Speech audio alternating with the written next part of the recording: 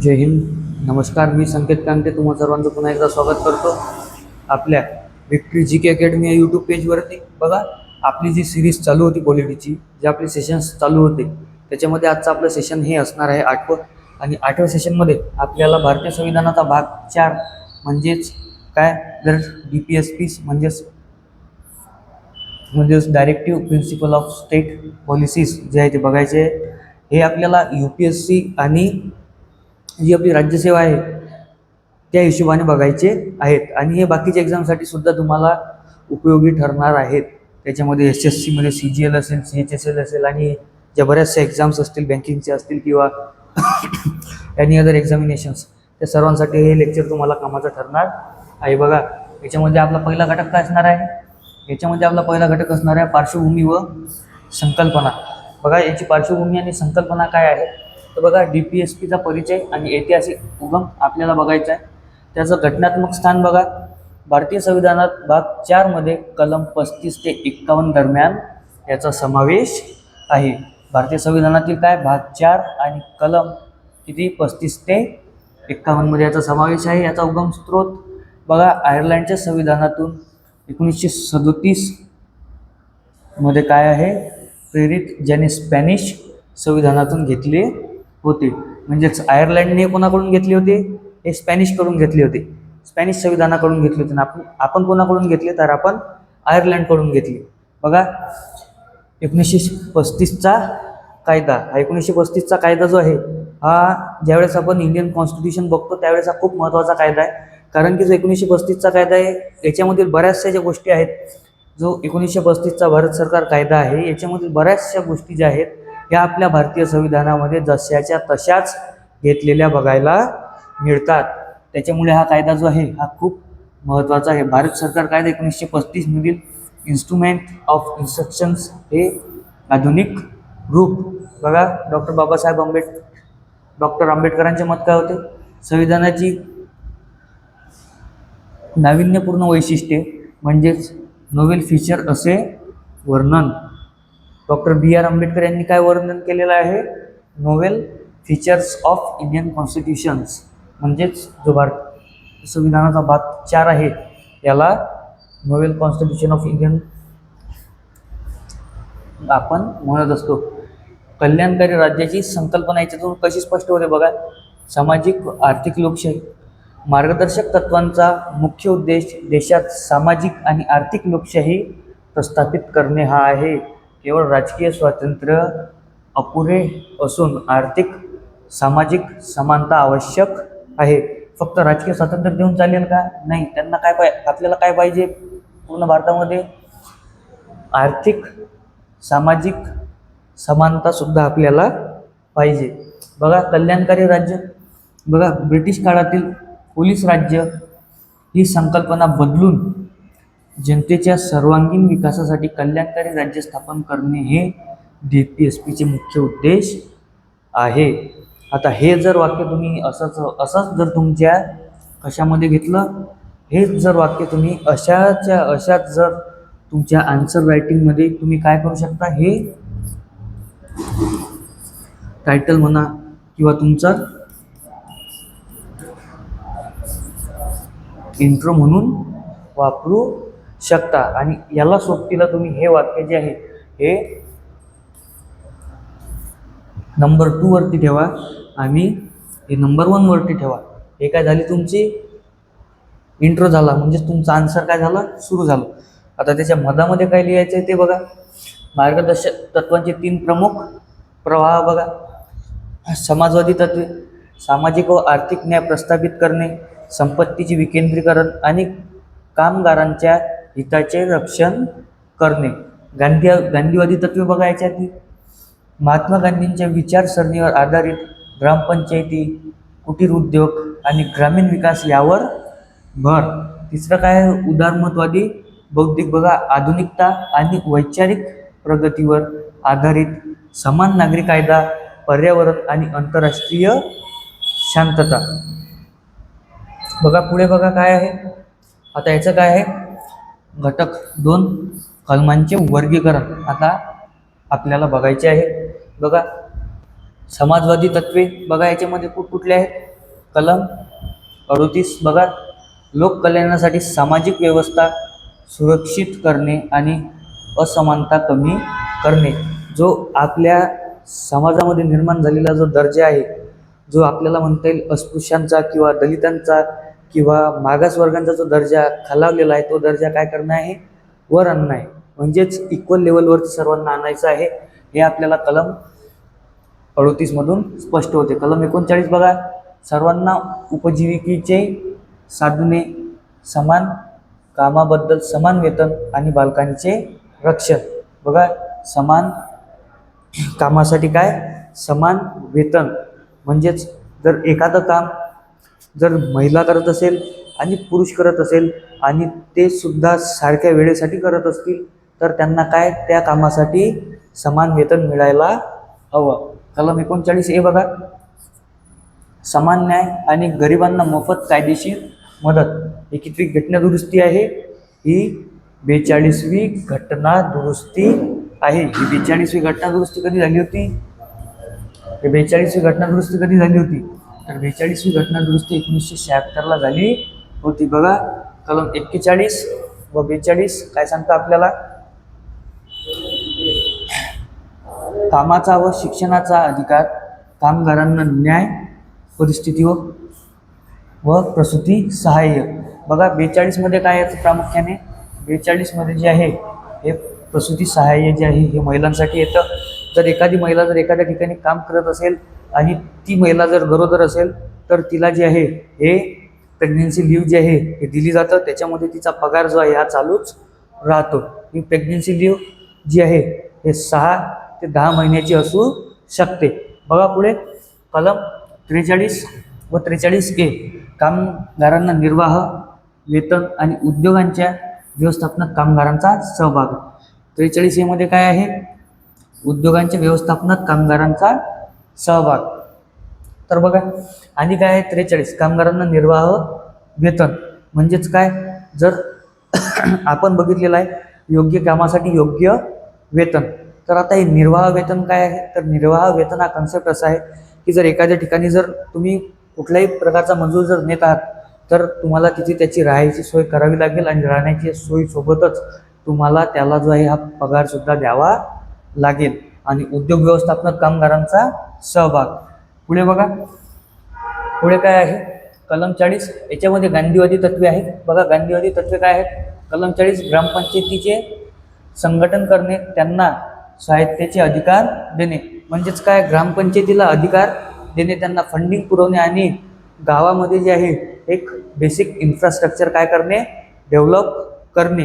हे कशामधून स्पष्ट होतं, हे 40 मधून स्पष्ट होतं. बघा, 43 व 43 बी काय आहे, ग्रामीण भागात कुटीर उद्योगांना प्रोत्साहन आणि सहकारी संस्थांची निर्मिती. कितवी घटना दुरुस्ती, 97वी घटना दुरुस्ती. ग्रामीण भागात कुटीर उद्योग म्हणजे जे छोटे उद्योग असतात, जसे की कुठल्या गावामध्ये जर सोयाबीनचं जर पीक जर चांगलं घेतलं जात असेल, तर तिथे काय करणं, तेलाच्या घाणी तयार करणं, ज्याला आपण लाकडी घाणी तेल म्हणतो, ते तयार करणं, किंवा तिथे गिरण्या तयार करणं, तिथं दाल मिल तयार करणं. एखाद्या भागामध्ये जर ऊस जास्त प्रमाणात पिकवल्या जात आहे, तिथे काय करणं, शुगर मिल्स तयार करणं. अशा प्रकारचे यांना काय करणं, उद्योगांना प्रोत्साहन देणं. कलम 46 काय, SC ST आणि इतर दुर्बल घटकांच्या शैक्षणिक व आर्थिक हितांचे संवर्धन. बघा, यांच्या कशाचे, शैक्षणिक व आर्थिक हितांचे संवर्धन. बघा, कलम 47, आरोग्य आरोग्य आरोग्य इथं तुम्ही बघा, 1 मिनिट, इथं तुम्ही आरोग्य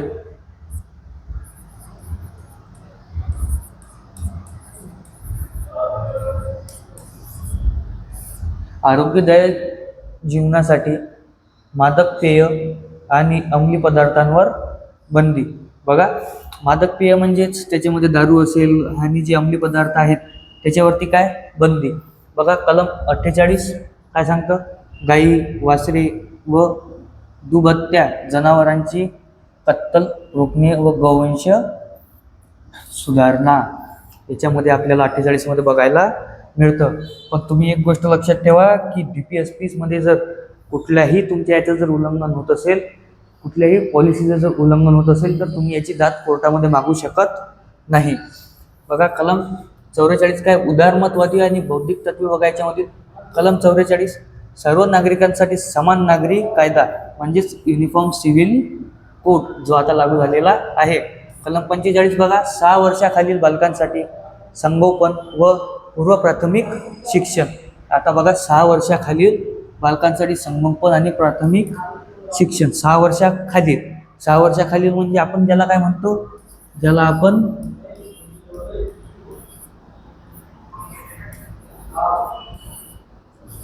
आपण अंगणवाडी म्हणतो. बघा कलम 48A पर्यावरणाचे रक्षण, संवर्धन आणि वन्यजीवांचे संरक्षण. आता याच्यासाठी आपल्याला बघायला मिळेल जे आहे हे फॉरेस्ट ॲक्ट आलेला आहे आणि ॲनिमल कन्झर्वेशन ॲक्ट आलेला आहे, फॉरेस्ट कन्झर्वेशन ॲक्ट जे आहेत हे आता आलेले आहेत. बघा कलम 49 व 50 काय सांगतं, राष्ट्रीय स्मारकांचे जतन आणि न्यायव्यवस्था कार्यकारिणीपासून वेगळे करणे. राष्ट्रीय स्मारकांचे जतन आणि न्यायव्यवस्था यांचे कार्यकारिणीपासून वेगळे करणे. कलम 51 मध्ये बघा आंतरराष्ट्रीय शांतता, सुरक्षा आणि आंतरराष्ट्रीय कायद्यांचा आदर.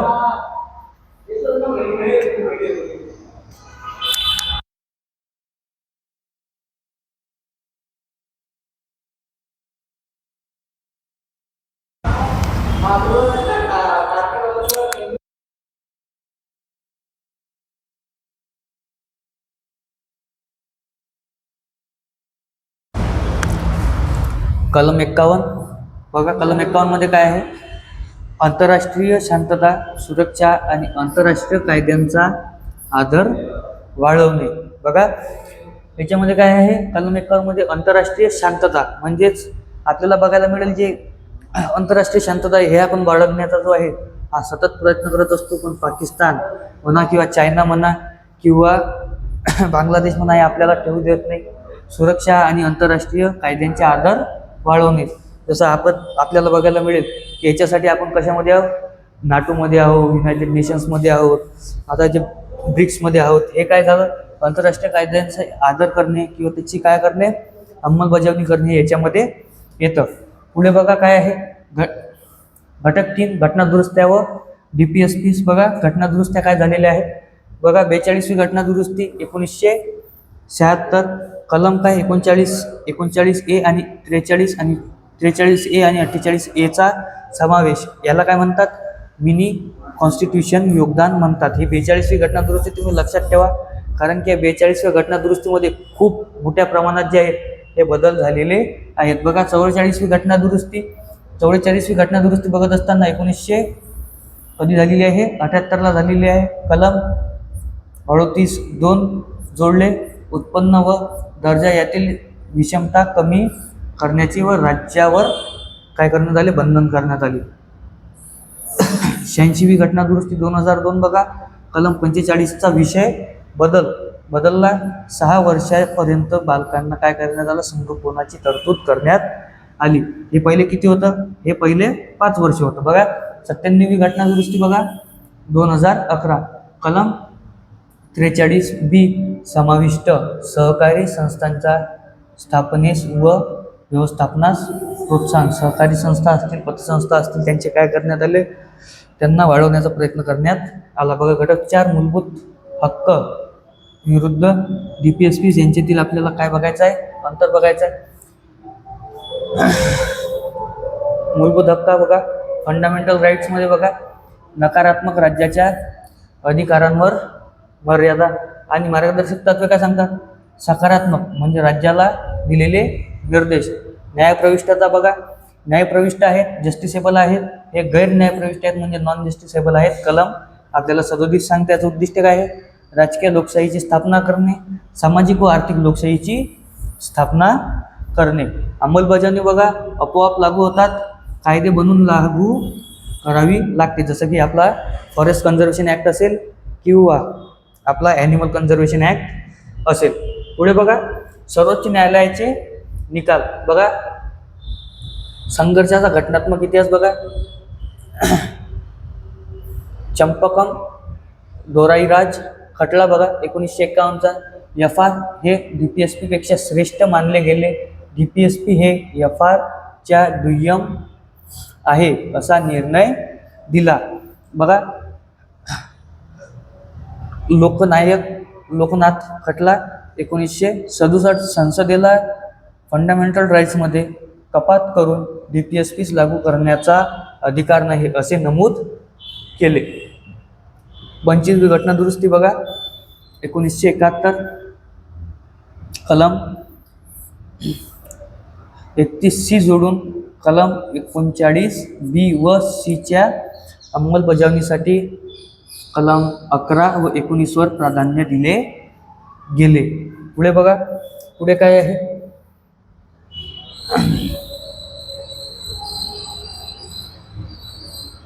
हा खटला जो आहे हा खूप महत्त्वाचा आहे. कोणता?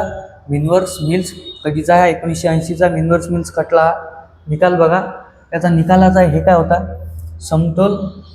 समतोल हेच मूलभूत वैशिष्ट्ये. सर्वोच्च न्यायालयाने स्पष्ट केले की भारतीय संविधान हे भाग 3 मूलभूत हक्क आणि भाग 4 मार्गदर्शक तत्त्वे यांच्यातील सुवर्ण समतोलावर म्हणजेच काय यांच्या बॅलन्सिंगवर आधारित पूर्ण प्राधान्य देणे हे घटनेच्या पायाभूत संरचनेचा बेसिक स्ट्रक्चर भंग ठरतो. म्हणजेच DPSP वर मूलभूत हक्कांपेक्षा जास्त भर देणे काय करतं? आपल्या संविधानाच्या बेसिक जो ढाचा आहे त्याच्यावरती धार करतं. मूल्यमापन व महत्त्व बघा. महत्त्व काय आहे? सरकारचे धोरणात्मक मूल्यमापन करण्याचे साधन. म्हणजेच तुम्हाला जर कुठल्याही सरकारचं जर आकलन करायचं असेल किंवा कुठल्याही गव्हर्नमेंटचा जर स्टडी करायचा असेल तर तुम्ही या जे आपले DPSPs आहेत याच्या भरोशावरती किंवा याच्या आधारावरती याच्या बेसिसवरती तुम्ही काय करू शकता? त्याचा एक आराखडा तयार करू शकता की या सरकारने जे DPSPsमध्ये पॉईंट्स आहेत त्याच्या रिलेटेड किती काम केलं व किती काम केलं नाही याच्यावरती तुम्हाला कळून येतं की त्या सरकारने किती कामाचे कामं केले व किती रिकामे कामं केले. पुढे बघा, न्यायालयीन पुनर्विलोकनात कायद्याची घटनात्मक वैधता तपासणीसाठी उपयुक्त बघा. 3 राष्ट्रीय उद्दिष्टांचे सातत्य टिकवून ठेवण्यासाठी मार्गदर्शक दीपस्तंभ. हे आपल्याला DPSPs काय सांगतात? या DPSPs दर्शवतात की आपल्या भारतीय संविधानाचा मुख्य उद्देश काय आहे. टीका व मर्यादा बघा. गैर न्यायप्रविष्ट असल्याने कायदेशीर दात नसलेले वाघ म्हणजेच काय? कायदेशीर दात नसलेले वाघ अशी टीका कोणी केली होती? KT शहा यांनी केली होती बघा. तार्किक तज्ञतेचा अभाव आणि कालबाह्य वाटणाऱ्या काही संकल्पना बघा. केंद्र राज्य आणि राष्ट्रपती पंतप्रधान संघर्षाची शक्यता बघा. पुढे काय आहे? पुढे काय आहे? आता UPSCचे आन्सर रायटिंगबद्दल आपण बोलूया बघा. याच्यामध्ये लेखनाचे 3 प्रमुख तुमचे आधारस्तंभ जे आहे ते DPSPमध्ये होऊ शकतात. एक घटनात्मक कलमे. उत्तरामध्ये योग्य कलमांचा जो आहे हा तुम्हाला वापर करायचा आहे. न्यायालयीन निकाल जे तुम्ही खटले मी तुम्हाला सांगितलेले आहेत या खटल्यांचा जर तुम्ही तिथं एक्झाम्पल दिलं तुमच्या आन्सर रायटिंगमध्ये तर ते तुमच्या आन्सर रायटिंगमध्ये काय करू शकतं? एक चांगला भर देऊ शकतं. एक वेगळं जे आहे हे इतरांपेक्षा तुमच्या आन्सर रायटिंगमध्ये दिसू शकतं. चालू घडामोडी व योजना बघा. त्याच्यामध्येच तुम्ही सध्या ज्या चालू सरकारी योजना असतील त्याच्यामध्ये मनरेगा असेल, आर्टिकल 41 RTI असेल, युनिफॉर्म सिव्हिल कोड असेल याची तुम्ही काय करू शकता?